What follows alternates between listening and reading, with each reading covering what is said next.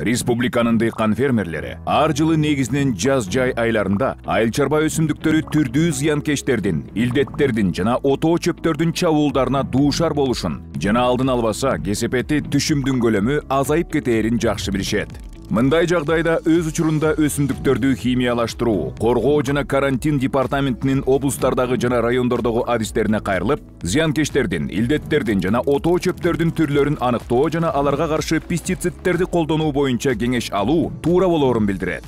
Зыянкеч курт-кумурскаларга каршы инсектицидтерди, илдеттерге каршы фунгицидтерди жана отоо чөптөргө каршы гербицидтерди республиканын бардык райондорундагы жана шаарларындагы агроаптекалардан сатып алса жана контрафакттан сактануу үчүн тийиштүү документтерди жана сапаты боюнча сертификатты талап кылуу туура болот.